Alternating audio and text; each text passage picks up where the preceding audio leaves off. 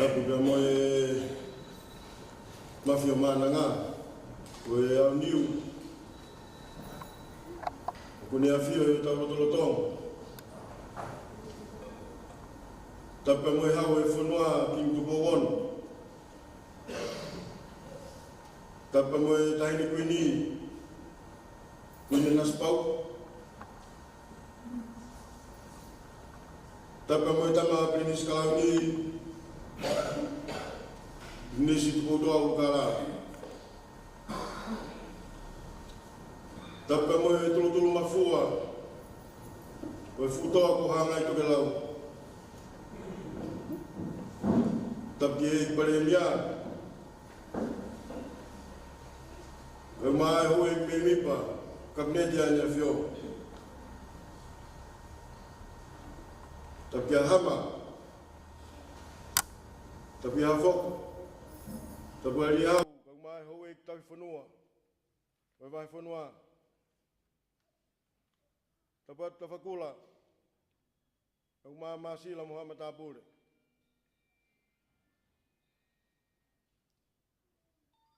Tapke fa pureanga vai funua iwa. Lolo mana ya fil. Vai fa fe falang lang. O wau mahuinga o pongpongin. Tapke tangatak fa kau Kang maha whakaulunga tonga. Tapu me kau taki. O ngā hipot ngāwe ai pureanga. Tapu atu ke kau whafafonga. Pa me ngā hipoate. Tapu atu ke kau whafafonga pa me ngā hipisnis kotoa pe o wahi whanuani. Tapu ki hango puri whakawahe, kang mai mātua au whisakolo.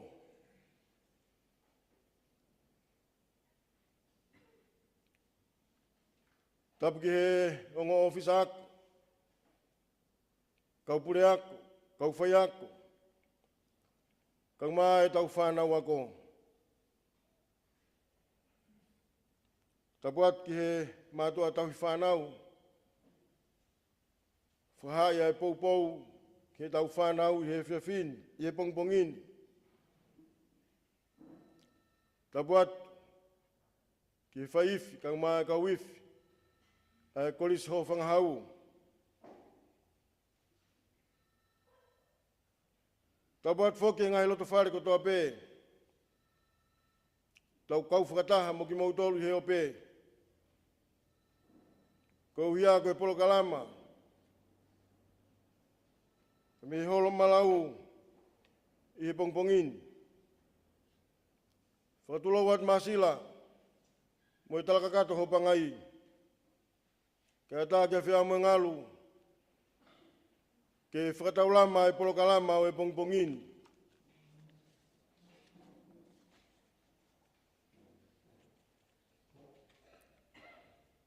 O kōkore ke tau kamata ke polokalama e pongpongini. Halot whakawhita. Ko whakawhi, ai ofisa maulunga pa me he pot ngawe, tanak panga humai ma tute whelaloa ki vea, ke ne lau atu e tau himi, ke hiri ko ia, kore e pe ki whewhikau sea reo reo, sea suasiliana tawa taina o tonga, i mo tawa taina, ke whakakato, hata ulot tāpua ki he pongpongini, malo apitu.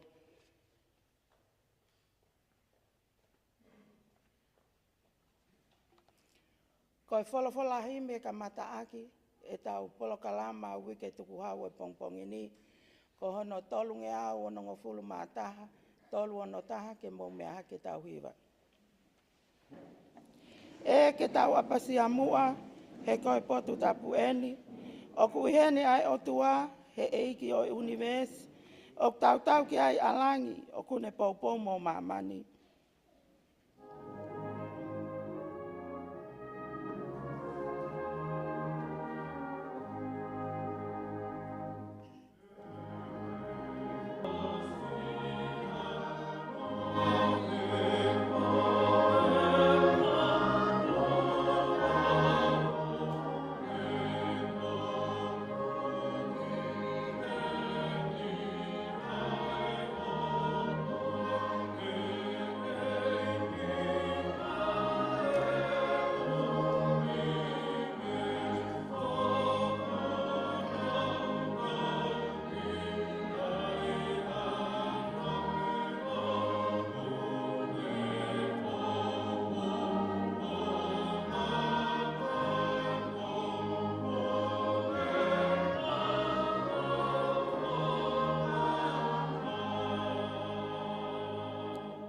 Palomes whakaosi.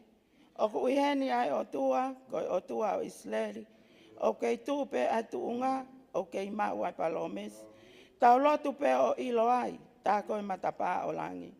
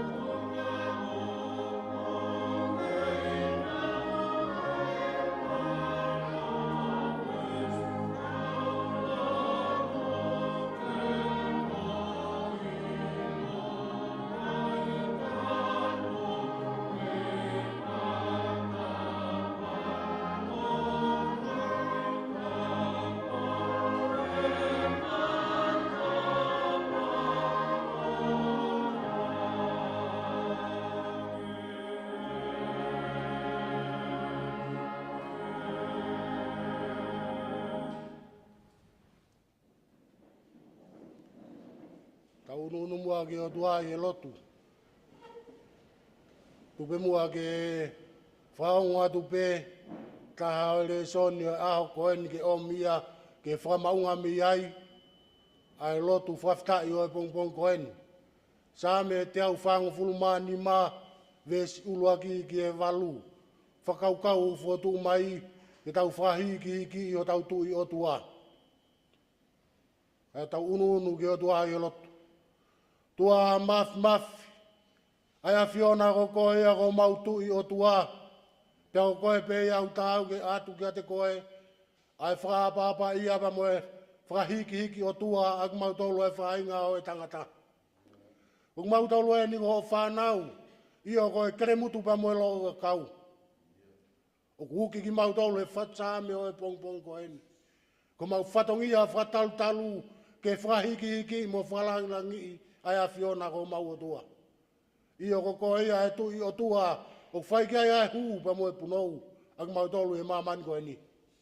Peo mau whamu on, kari aki ai a Fiona, o kai pa mo a toi o tua, ke whaike ai e mau whahiki tu i o tua, koe a Fiona be. Koe ia o tua i e pongpong koe ni ko mau unu mai, i e pongpong ini. Koe ia ke whamau inga i whataha pa mo e potu ngā ue mo e minista kai maa, ai pureanga, ai mauinga, o wike tuku hau matonga. Whakaukau ko fotu mai e taki ngā we, kai maa e potu ngā we, ke maulanga, ha tuku hau mua kastomu, whano pōni matonga. Kai pongpongini kai maa e tānoa o e whatsame, o kune uki ki mautolu, ke mau whahiki o mautui o tua. Ke mau whamoan peki ai o tua, ko mau whahiki ai a Fiona, e whakakato aki ia, a ngahi to'o whatongia o mau whea i e universe koeni. O nge koia, ko e ngāue o kuwhai e minista, kau maa, ai kau taki ngāue pa moknau tolu, ai kau ngāue hono kotoa pe, o e potu ngāuen. Unau whenga ke langa, tuku hau mua custom whāno pōni mātonga, ka e lawai ai o tua, ke whahiki ai, mo whalanglangi ai a Fiona, i e ngāu e unau whai. Te hono mōni, e malawa ia. Ia mautuku ke hā ai a Fiona, pia mo langlangi i e ngāu e umau whai ia. Ake ai mau sikitua. A mau poto, kai umaa ilo whai tangata, kai tuu ai mau whalala i a Fiona e o tua. Koi ai e pongpongi ni kai umaa, ai whamauinga i o wike mauinga koe ni mātonga. Mai minista apa mo e potu ngā ue, o kune uki ki mau tolu ke mau langa, hatuku hau mua custom whauno pōni mātonga.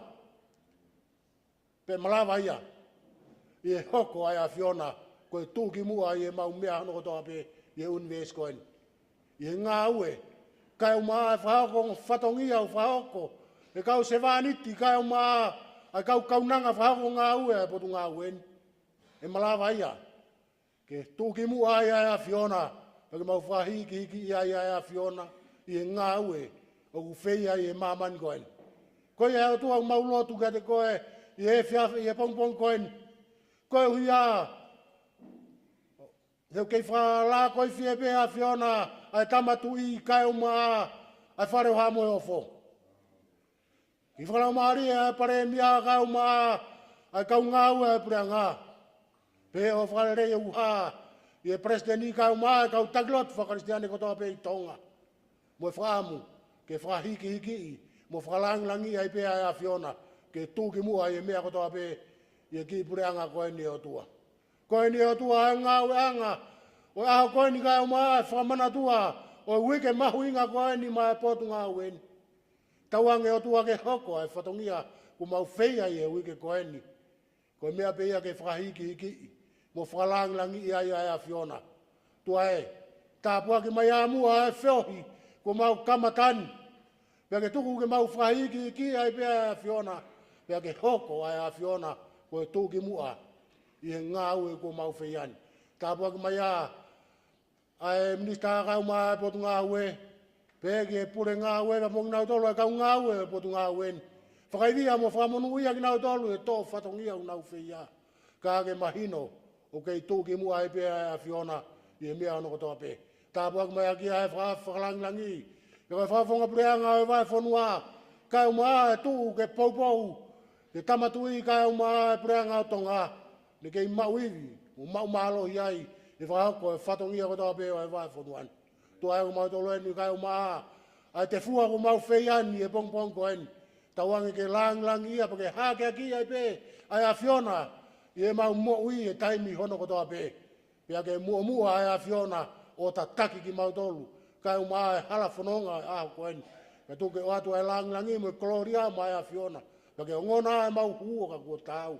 A fio tu maa ko tua ko mau tamai. Io, ko tu i a Fiona, ko tu i o tua, o ko i o mau loto ngai ko i Manuela ki mau tolu. O ngona e mau lotu, ko taria ka ko feunga pa mo fina ngalo, pa ia elo tuni, wafa alo ko sisu Christ ka ko mo fa mo ui. Amen.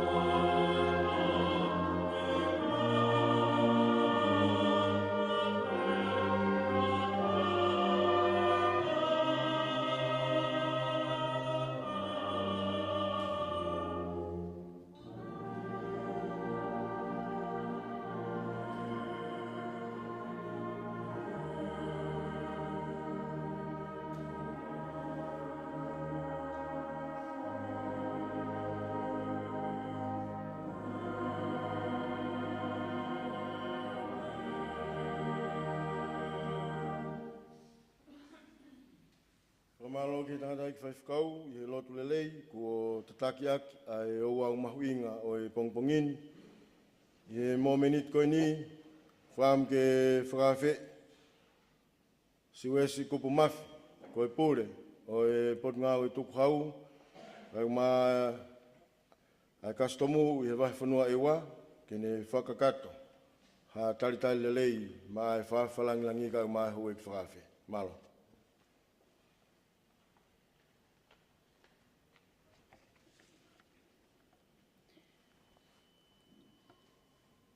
Tapke o tua mafi o kune awhio i o tau lotolotonga. Tapu ki e tui o tonga, king tupo ono. Tapu mo kuina nas pau tuku aho.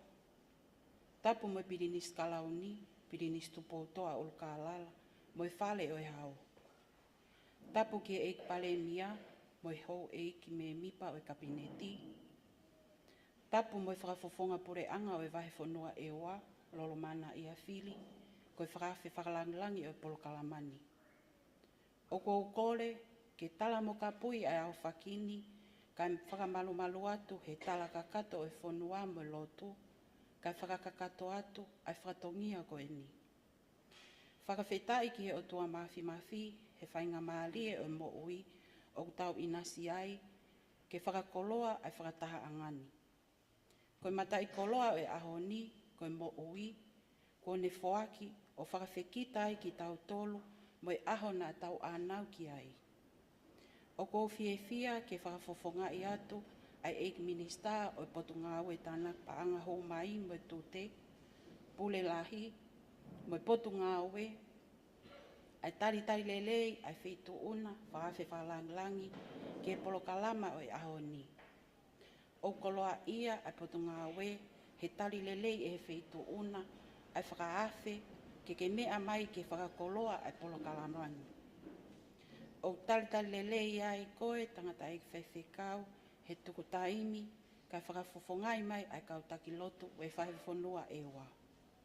O atu ai tali lelei, ki haa taui whanua, mo haa matapole, tali lelei ai kautaki, ai ngahi pot ngaue ai pure anga, ngahi poate, ngahi pisnisi, kau pure ako, mo kau whai ako, kau tauhi whanau, mo kau pōpō. Isa he ikai ke ngalo he whatongiani, ai tau whanau ako, ko nau whakafofonga e wahe whanua e wa, hono whakahai ai pōpō ki he wike maho ingani.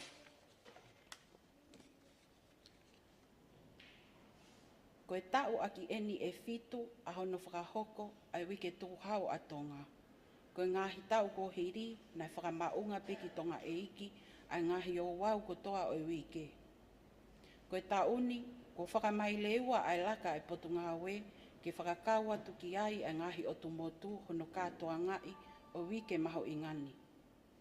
Whawhe whalanglangi o mooni ai a lea tonga o taka he whanua ke henga atonga lahi ne fie wholaua kai kite no awai a ewa masani mo hono whakakoloa. Ko taha a masila mea ai whainga maarie ko ia ko tau inasi ai he tau whakakoloa ko eni.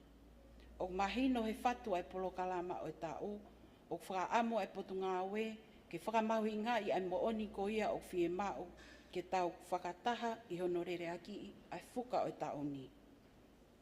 Ko e tauni ko whotu hono ka veinga ke tau langa hatuku hau mo kasitomo whakai ono pōni maatonga.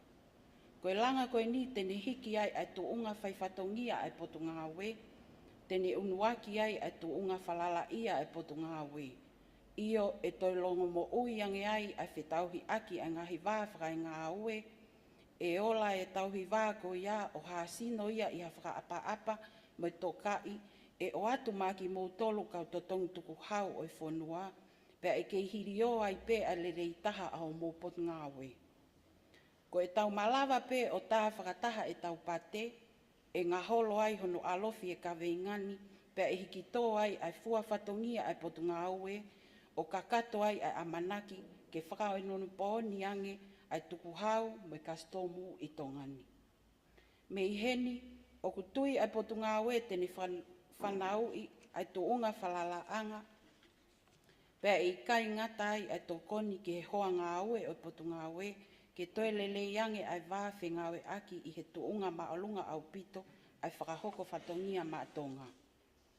O ko kau whakataha me lotu lelei ko whakahoko e he tangata e ki whaiwhekau, ai tala monu watu ki he whakawhalanglangi, kai pehe ke toenga o ho e ki whakawhe, tā wange mo o tua o merino ke ni whakakoloa e whiohi angani. Tua o whātu.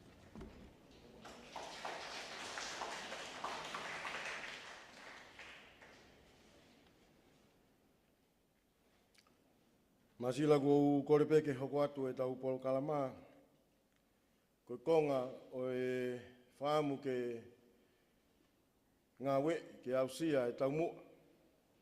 Ko koe kawenga ko whotu. Ka mihe ik minista ka maa e potu ngā we. Ko e whahoko e ngahi whiauhi.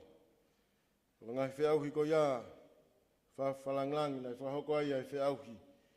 E ua I ho wahe whanua. Pe koe ongo whiauhi lau mau na e oangeba ma e whanau pa me ngahi lau tohi si I. Mo ngahi ako loto. Nei pa mo ngahi whiauhi. I tala noa nou pe he rea Whakabritania ko e skit. Na e oange ia ke whakakato mai e whatongia ko ia e ngahi ako korisi. Ko ia ko e o mai pe whawhalanglangi ai tokotaha ke ni whakafofonga mai ai whiauhi koin e tau whanau pa me ngahi lau tohi pure anga. Aia koe apia koe na ane mau e tau whiauhi ko CPS ta anga. Pea ku whakafofonga mai ai api lau tohi pure anga ta anga e malata maake. Whaambe ke he matanga ke tau tai lelea e malata. Ke lava mai o lau ene mau na e whaiako ni whakafofonga ai CPS ta anga. Malobito.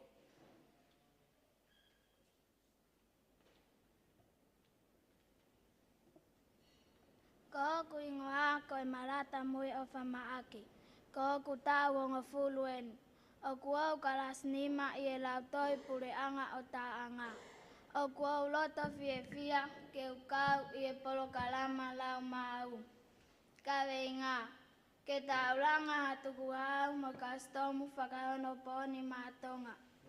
Tulou mo hawa wanga. O whakeata pea o whakengofua. Kau tala whiri atu ki e kawe inga, ke tau langa atuku au, kastomu whakahono poni mātonga. Kastomu e koe konga rake tala noa, tō atu ne sevesi pia whakaholo mamata. Te whitoi whatongia ko ono marui o tau kau awhanua, he kai ke toi hela he whenga I ho uta meitua pureanga. Ko te whitoi ngā au e whokia a kau broka, whakahu he polo kalama online ko asuta.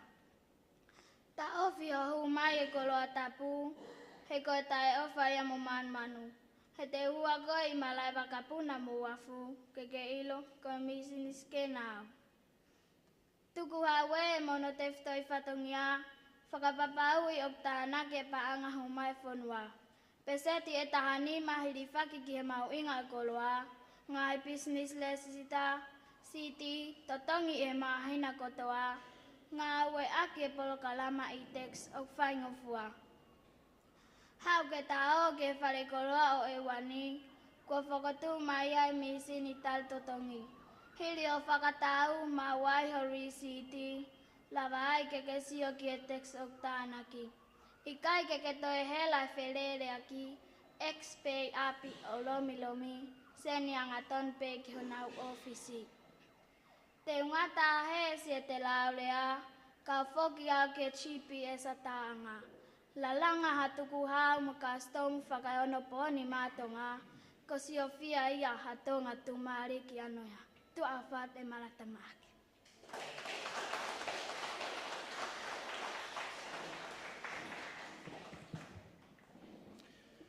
Whamalot kia e malata, e whakakato o e mau, whawhalanglangi, e ai pe me ngahi apilau tohi ke, nei whakakoloa.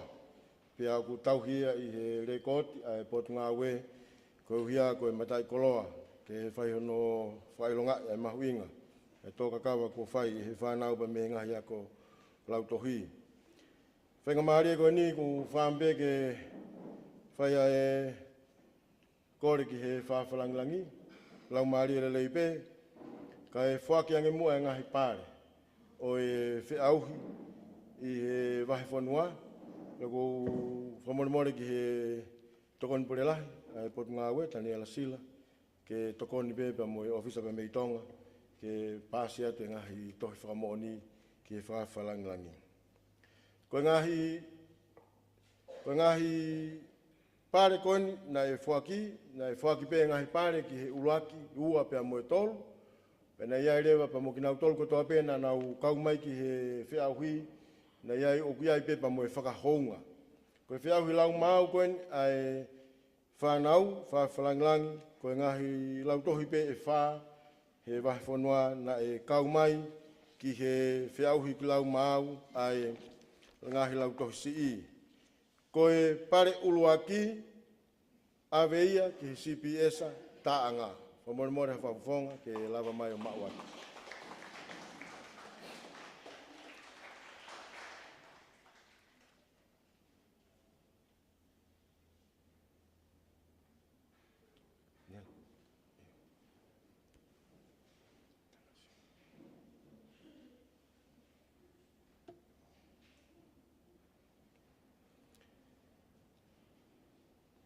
Koe pare hono wā, o ku aveia ki he GPS Houma.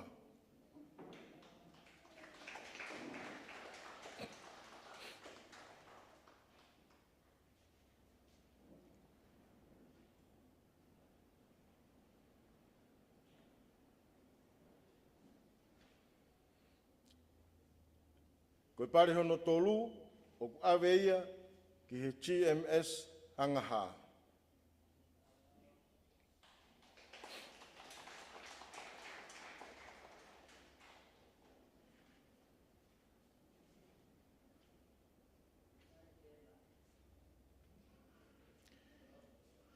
Koe ngahi lau tohi pureanga na e kau mai ki he tau whiauhi mau. Ai au ki ai pe ai whakahounga pa me i he pot ngā we o whaki ia ki he GMS Ohonua.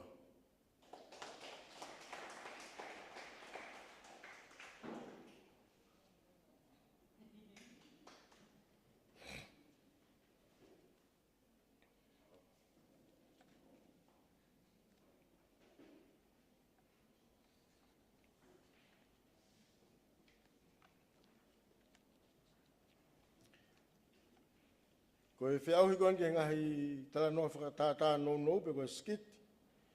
Koe ako anga pe e ua whalanglang na e kau mai ki ai. Pare uluaki aveia ki he ako maulunga o e ua.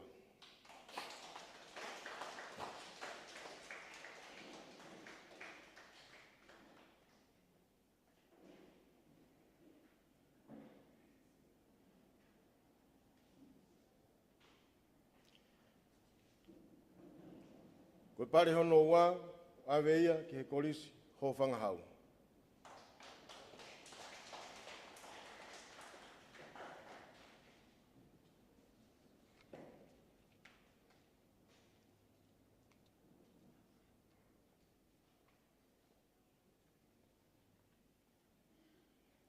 Whamalo atu whawhalanglang, i he whenga maari ki whakea te ngahi pari o ngahi whiauhi.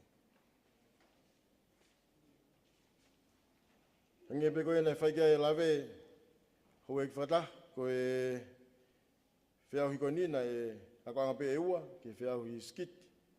Ka ku wham ke whakawhei e ako maalunga e ua, ke o mai e nau talanoa whakatata na nau mauak ai whiauhi ki he tauni.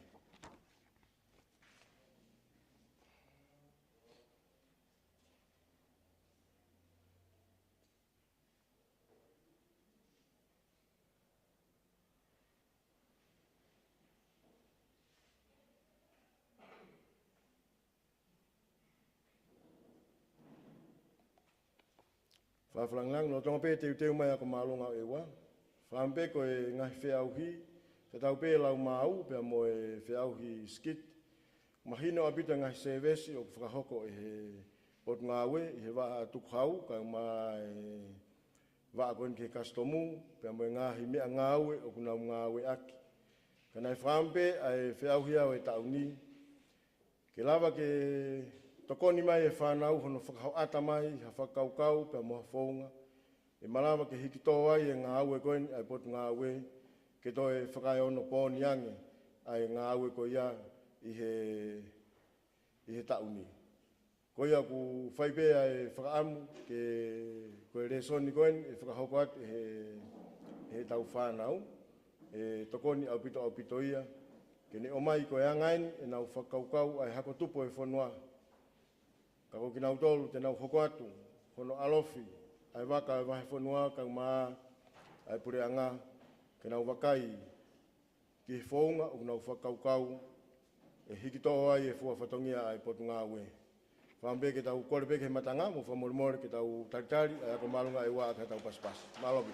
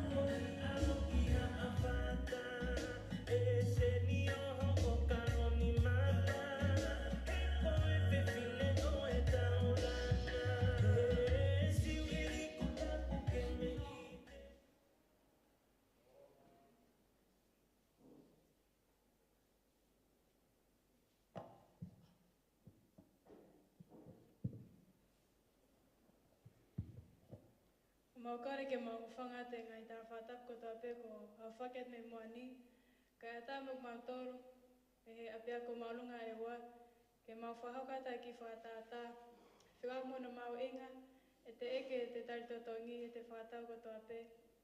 Koe ui ke tau tokoni, ke langa tuku hau, moha kastom whae ano pōni mātonga, ka mumea mai ki e.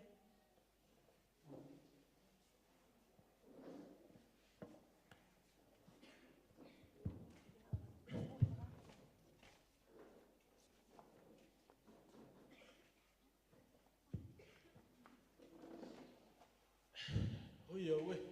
Soada, o mau ka tali si sopiki ke bisnare. Ia, Ia ke mape ka taalu. Koe na o sanga hiki, ka ke tai whamana tui maha tala i tali totongi. O te ai tali totongi o me whakaloloa. Ma sii, me ke whanongo he polokalama tuku hauna e hao he le te one a whi. O fu maho inga o pita lai tali totongi. Ikai, wahano mahu inga. Mana maho inga, o malawa he pule anga, ke nau hanga o whikai, a lahe tuku hao totonu o totonu ke totongi ainge he ngahi wharikoloa mo ngahi businesi. O rewangi, koe hatuku hau. Ko tuku hao, ko te whitoi paupanga hu mai a e pule anga o mao me ngai businesi mo ngahi wharikoloa, pa mok tau tolu kakai. Heke ira panga ko ia, e te whok mai peka tik tau tolu. Taku sai, ka tau wakai e wharikoloa singwan. Kei whakahoko koe he whakatau e whaunga koe a perikai. Iyo, pei talaka o aita whakatau. Talaka.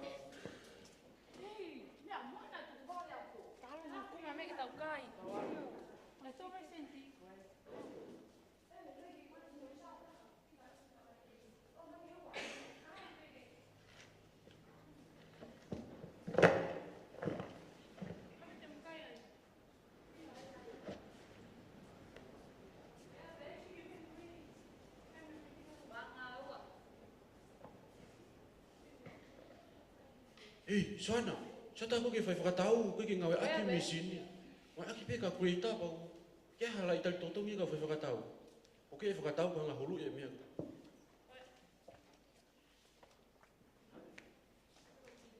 Paanga tahanima sani di wanoa.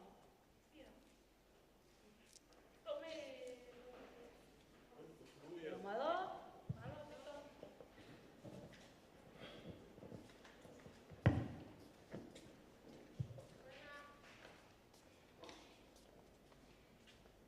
Pula hepe whakatau tahine. Iyo, kata pe misale. Oi. Paanga wangia manima sani di wanoa.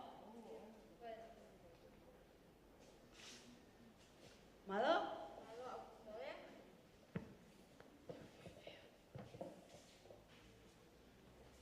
Sehake, buku yang ngai ake saina ke. Ta ake kalau ai di sini ke mah talai tal toto. Oh, ta moni holau. Mea ni koe ke ilo kakai na to saina. Ato fito ke whakatau lahi pehini whema ala i tali totongi ki ai. Sai be ko ma e fika ke tu hau, talaka ke apo tu ko e fatau ki ai, kau ta la ngai. Talaka.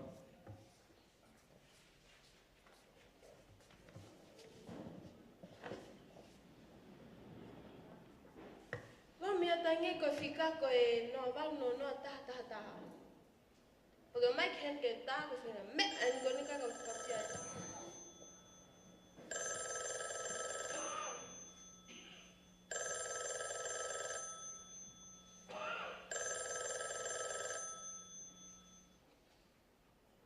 Wawaingan malole ko ta jelasila. Iyo malo lele, kata ki ko fitu takan me bahenga ewa. Ko fahaga to kilaunga. Ko launga fika aku mesai na gana singwang goi fata ulua. Oke ke ngawe ake misin tal totongi ke ta ake kolo aka kai mo mahalai tal totong. Kau ta ka kulei tapi ya.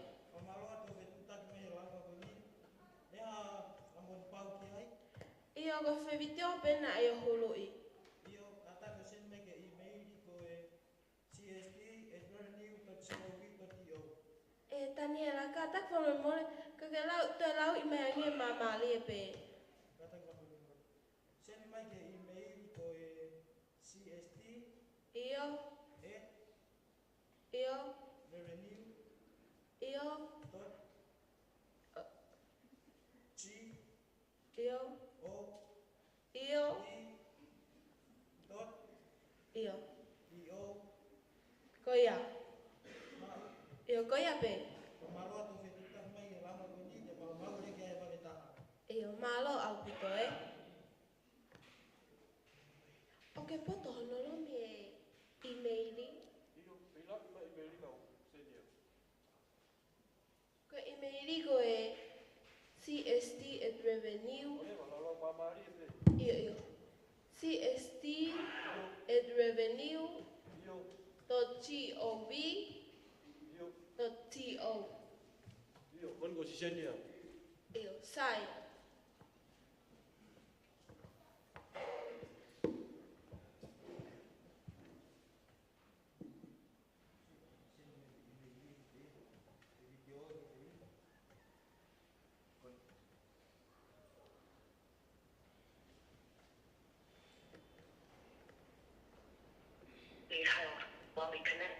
Man. Me ani kau ngau. Nau me fai ewa. Moyo mo.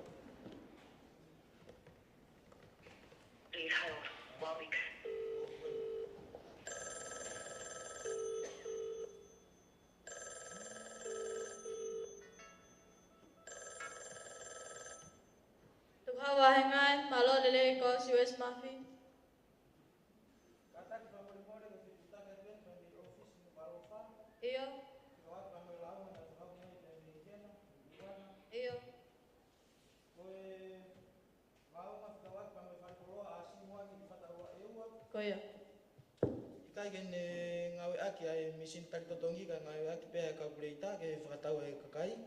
Iyo. Kata ko makana ma ki famon pa ke launga ko ni.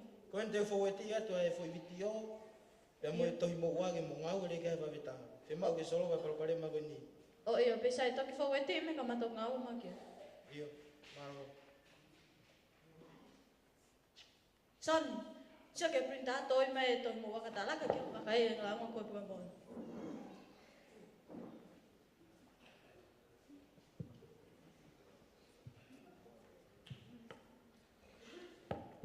Malo lele siya na. Iyo malo lele. Katak mo na mare ko mahau ko uhinga mahau ki. Iyo hame alahi. Kok kimawa mangawe he tu pawahinga ko ni ewani. Kako mahau ko lau na fai me kakai om nau tai fe mari. He ku kai ki ngawa ake misin tar totong na mau mai ki ngawa aki. Ka weta ka kulei tapi ko na fakatau. Ko kaka ya. Ikai lo ya pito ya. Kakai te kakao ya. Asha sa ha. Asha sa ha. Anh cái chuyện cái này không chuyện, anh xem sao mà sao hả sao? Anh cái cái sai này aku loi coi. Nè video na uru mai son ni abe video ke sio. Sike video ko na ko ta fai fa tao ko sai na ikai ko ya. Chứ sao hả?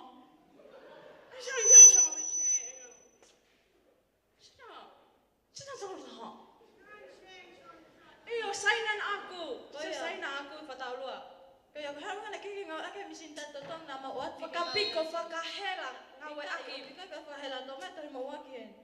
Sige lai to mo wa ko e panga di mafe. Fe ma ko totong ilo to ah pe fitu. Agi ha. Ke totong yo nga hena kiki ke ngawe ake lau na ave atu na ma me misin kiki ngawe ake kiki hanga ngawe aki. Totong ki fe. Ki malau, te lava nga ki malau ke mo ofisi ki malau o totong yai ho mo wa. Kamatai ahon ah pe fitu. Shang. Anh có xong xong mà xong cái cầm coi xong rồi ôi trời ơi sao mà sao họ xong cái từ lao vào hồ luôn cái từ lao vào hồ luôn này ở sân bay lao cái ngawe aki iyo kata ki mole sai na aku nga aki misini tari totong itai mini ke tinga aki kalkeita iyo malo apito sai na kamantui pa mo wa ke totong sai na iyo mole atu Chama chama. Mama sudah mau. Bang ni maaf dong ho bang ni mano ka dong.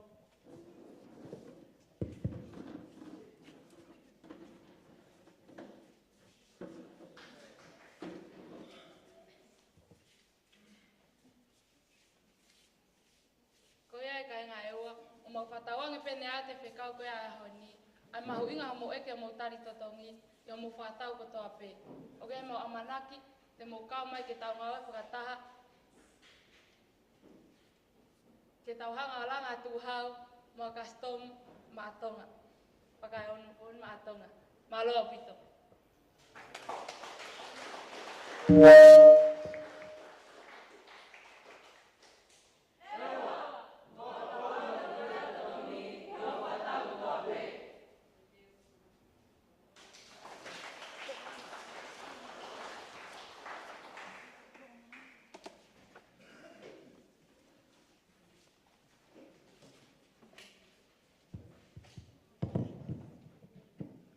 Malo aki he whanawaku me he ako malunga ewa i he omai e tala noa whakatata lelei mahino me ako nak merie pe ma e tokoni ia ki he ngā wei o e wike tuku hau e wafe maua tolu whenga maare koe ni ku whambe ke whawe e whawhalangangi lolo mana i e whiri koe whakafonga pure anga koe whawhanua e wa lau maare lelei pe ka e tō mua hakoloa pa mai vai fanua pa mai pot ngawe ki te hono alofi ai ka venga ko fotu pa me wa fe maua tolu ki fanonga ki wa fe maua fa malobito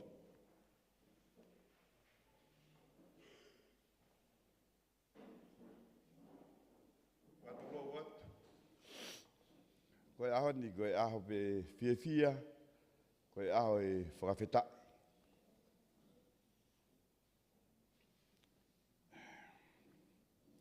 Whawhetai moi o tua, o kune a whio i ho tau lolo tongani.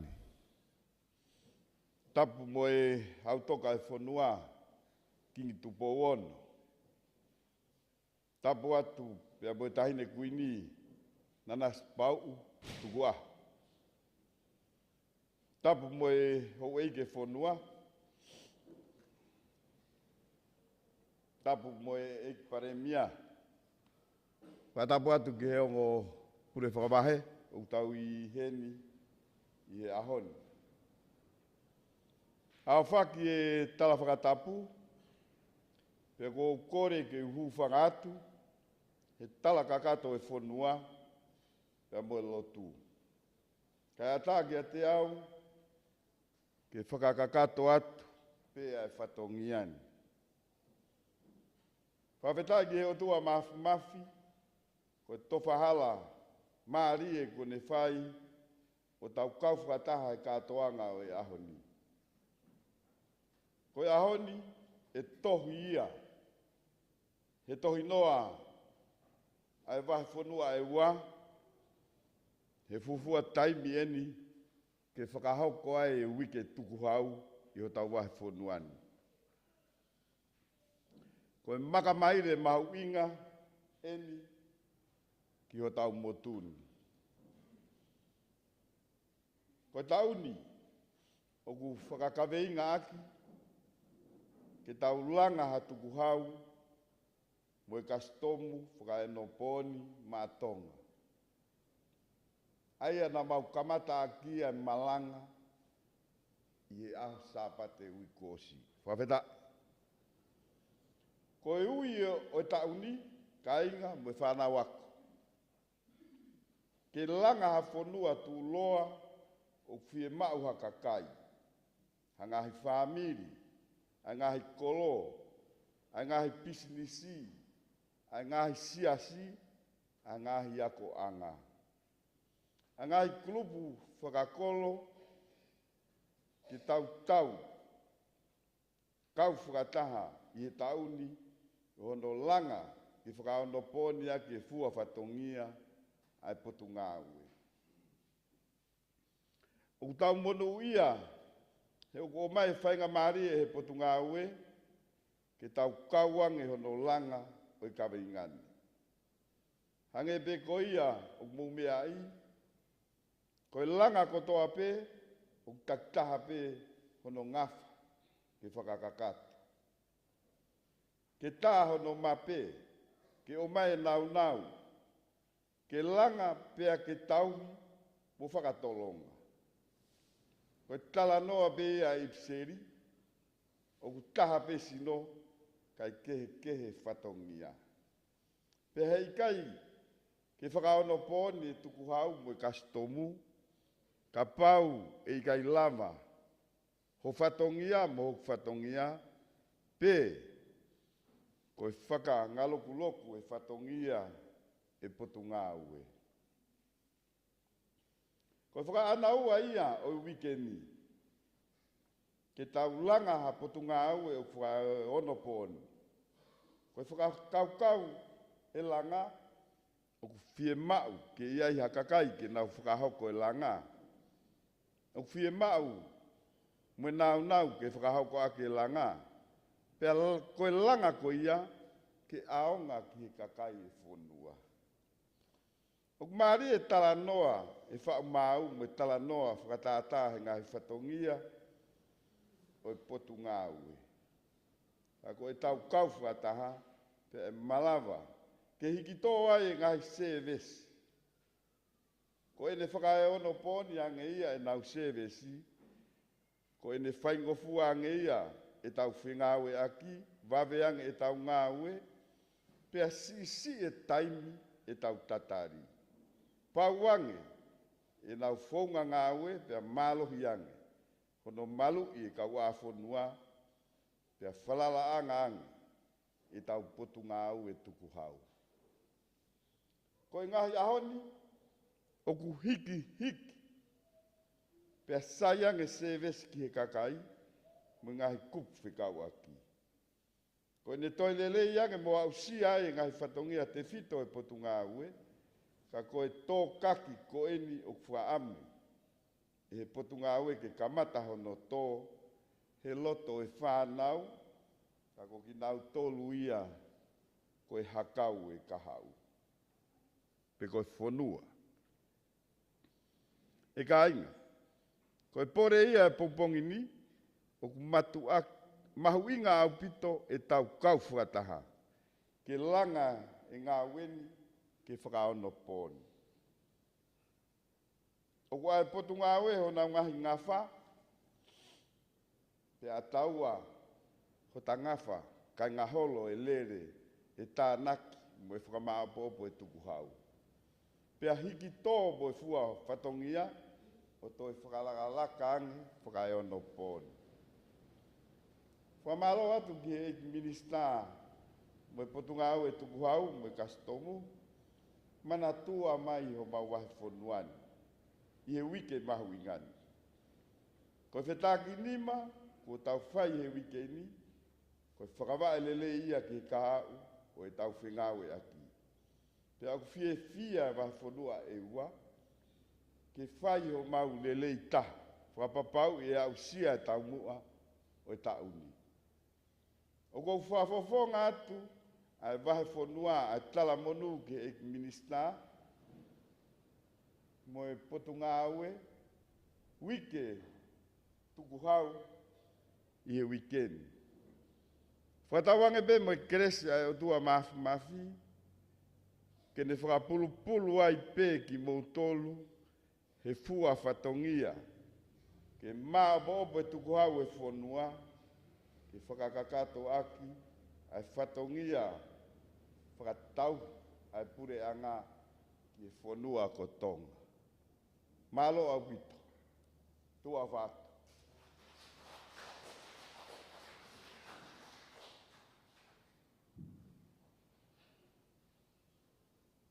Whitai e koloko tō. Kone peke tau hoko atu e peke tau polokalama. E koe polokalama hoko o e pongpongini. Koe ki fo i aite mia. E koe hiva mo e tau olunga e o mai pa mi he kawifi e koliso whangahau. Pampe whaifi koe ne mau pe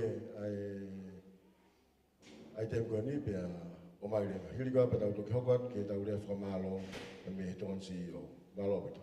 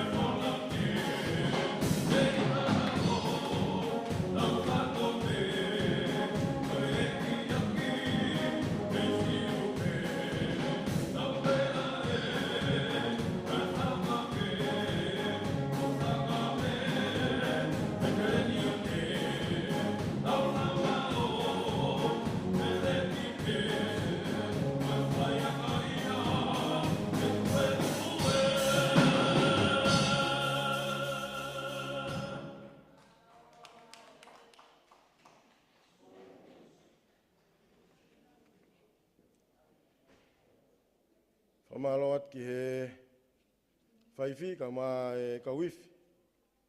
Mai ka nanga kone whakato ai whameite o e pongpongin. Mo minit ko ni wham ke whawhi e tokon pule lah. O e pot ngawe tanak panga hu mai pa mo tute. Nei hen ki whawhonga mai e minista ka ma ai pule lahi. Taniela finau sila ke whakato atu hata urea whamalo. Malo bitu.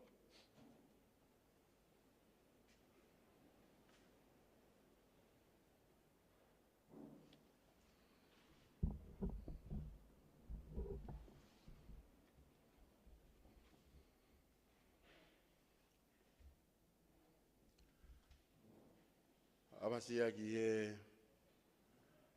awhio e lau maari e maonio ni i o tau lotolotonga.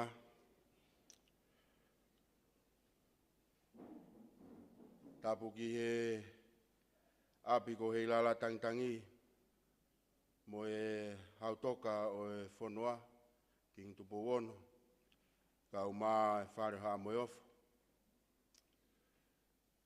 Tapu bea mo lot nuku, bea mo e hoeiki, wahe whanua.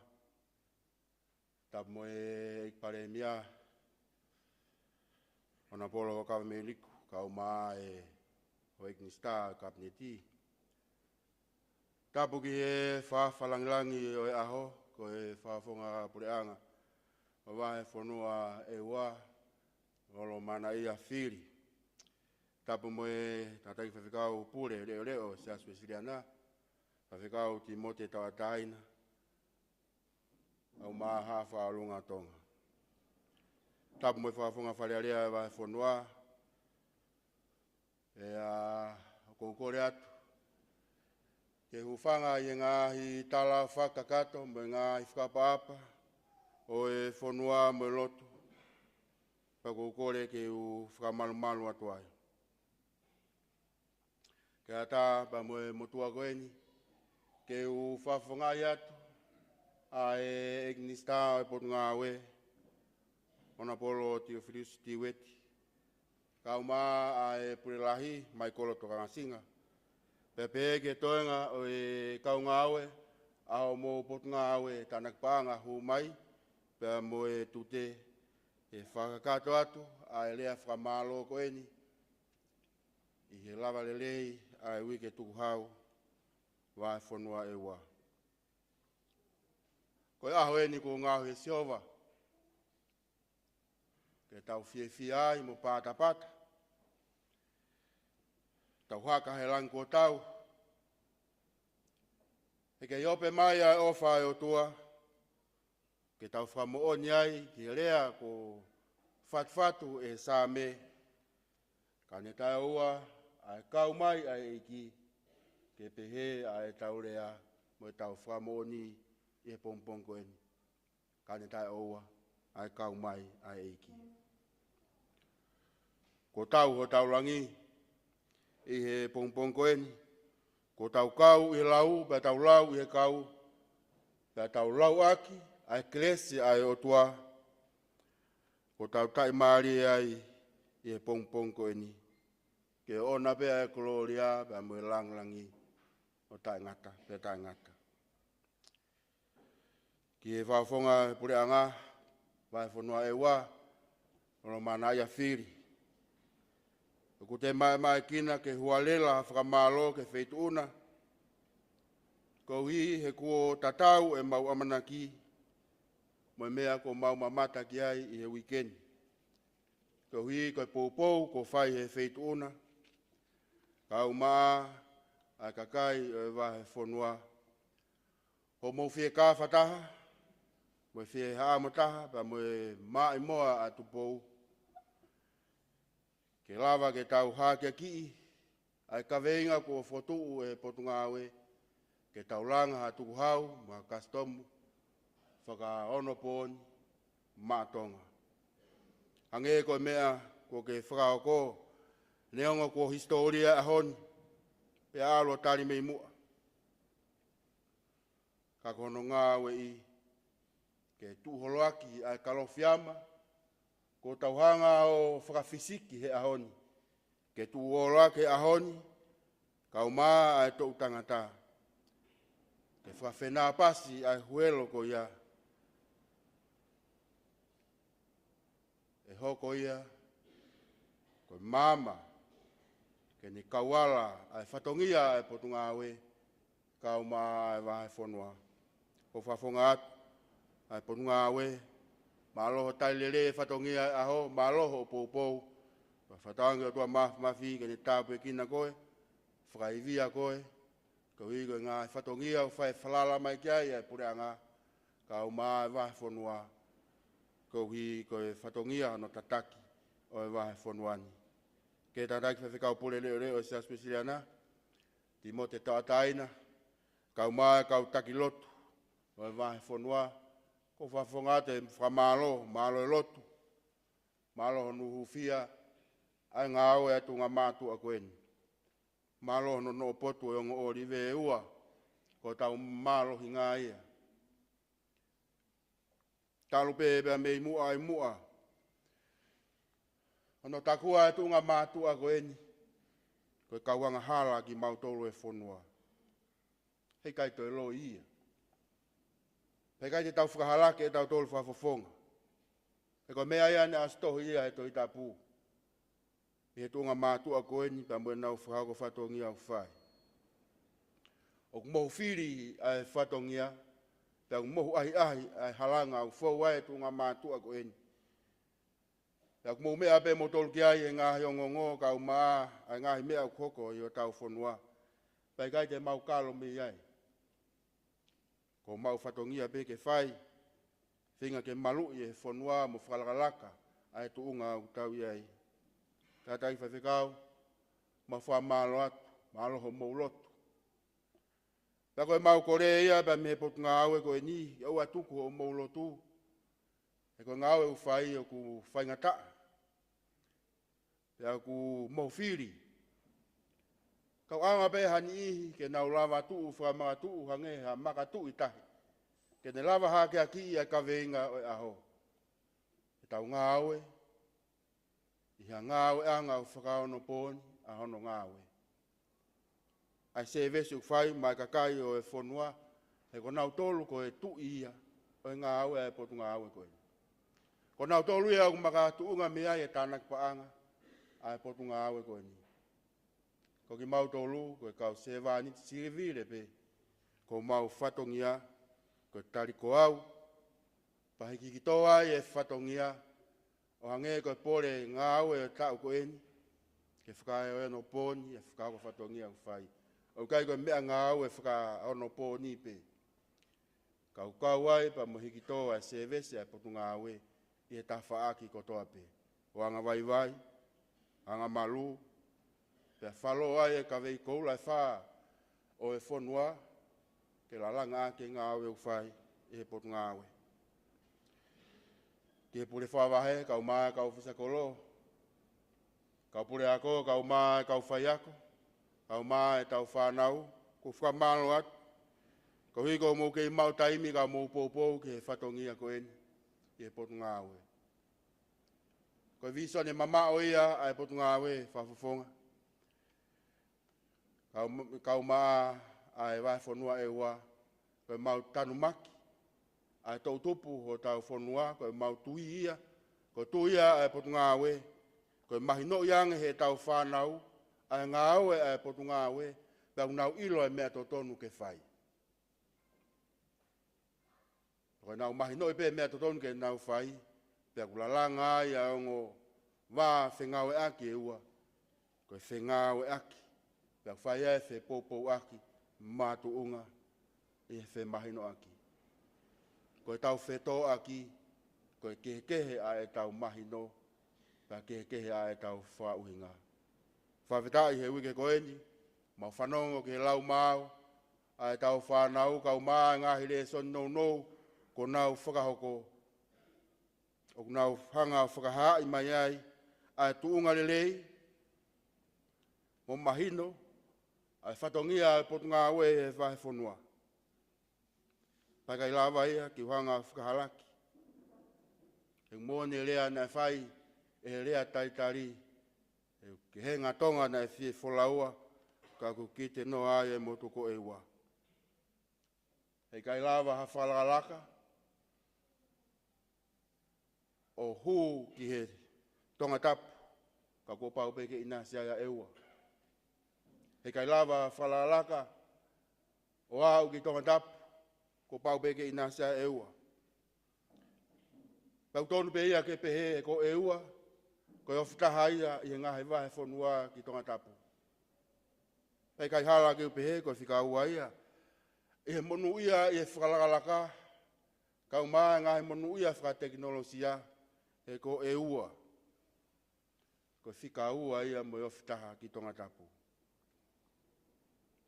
Hei kai hala ia, whawhanga pureanga, ke upehe na iai hani ihi i e motuni, na nau tā e fihi e potu ngāwe. Pau whaampe ke whai whamalo mo salute ka teki nau tōlu, koe wha nau tā maia a e wahe whanua.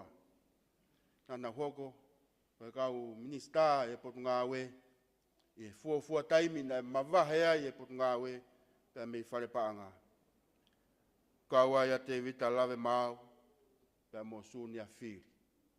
Na tā mai a fihi, mo e whanonga o e potu ngāwe, e ngāhi taulahi. Kai hala koa ke upehe, whafonga o ngari poto ai e whanua, ngari poto ai e lotu, ngari poto ai e wahe whanua, ko hi na e ni na nau poretaki, i e whatongia.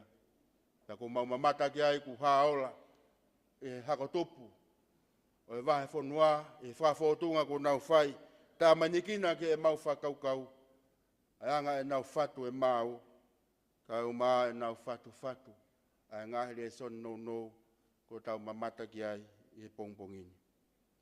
Ai whamalo atu e kau pure whawahe, kau maa kau ofisa koro, kau maa ngai kupwhe kau ake potu ngāwe, kau ai ngai poate, kau maa ngai potu ngāwe pure anga. Whamalo atu, malo ho mou pou, e tau ka whataha i e whatongia ko eni. O kai ka whatongia pe enia, ai potu ngāwe. Ka whatongia o ki tau tolu, e tau ka whataha. I ono whakahoko e whatongia ko eni, ki e kakai o e whonua. Ka koia koe whamalo atu, ka teki mou tolu, kau maa si ngahi mātu aku mou pou mai, ke whatongia e potu ngāwe e wike ko eni. Kua tānge ke hivi, o lau maari e maa ni, e ne whai tāpa e kina ki mou tolu. I whao whatongia mou whai, i e wahe whanua. Ko whafonga ia te potu ngāwe, e whafonga pure anga, kau maa e wahe whanua, a kore whamoe more atu. Ka pau kua i haa, ka kawe tu atatau e tau whatongia, e ko mai hei i tua ngalu. Pea siwa o mou amanaki ke tō whatongia e tu ngā mātua ko eni. O mau whatongia, koe kore whamore more pe. Mau whenga bege whai ho mau lele i taha, hange ko lea o taku he kau sewani ti, ko kau sewani ta o ngā begi mau tolu. Mau whai pe mea, o tau mo ki mau tolu mau whai. Mau kore whamore more atu, ke whonua. Ka pau kai tāu e ka veinga ko fotu u mo tō whatongia au mau whai u mau kore whamore more atu. Mau whenga peke teu e kau ngā we, ke nau whai totonu, whai lerei, whai tāu, e whakahoko nau whatongia ki he kakai e whonua, ke tāu pa mai kau sewani sivire a e whonua. Tā monu atu, whawhonga, pure anga, kau maa, tatai whawhikau, kau maa, ai wahe whonua, e tō whatongia mō whai e wahe whonua ko eni. Whatange, ke lau maaria e otoa ke ope mai, e tau whakatu upo e ahoni, e tau amanaki pa tau whenga au e aki ai.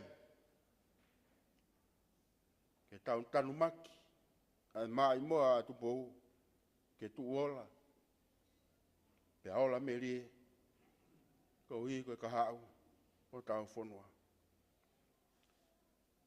Whai pe tangata, Whai be ofa hau kaunga api. Se ono lau maari hono atamai. Oa whai maari e whi aonga ki. E koe taimisi ipe. Pe angatai. E tauranga ha tuku hau ma kastomu whai ono poni. Maatonga. O whaat ka teki moutolu. Lewa malanga ka tau.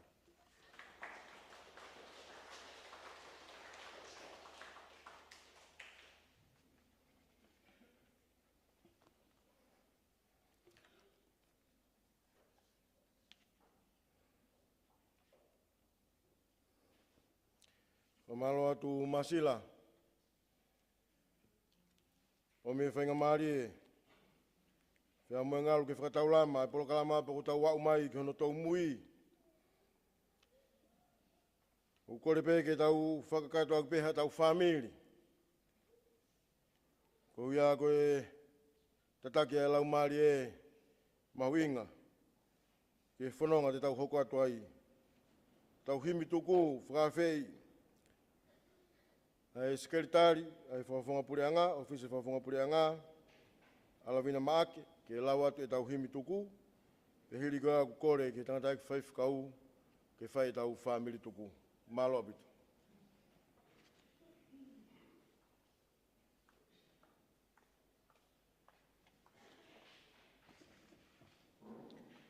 Koe whalawhala himi e whakaose ake tau polokalama e wike tuku hau. Ono nge au ono ngofulu mā tolu o himi, ono tolu, mo kātaki o mea hake tau hiwa.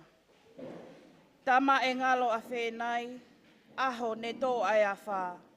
Angi mei mua he matangi, waka ne i kai tau wala. Ka ne whawhana alangi, mo viri atu ki mua. He koe kau matatari, te naua usi whonua. Sila ki vai, pea uli ngā holo, he kua tō mai ai mui hakau.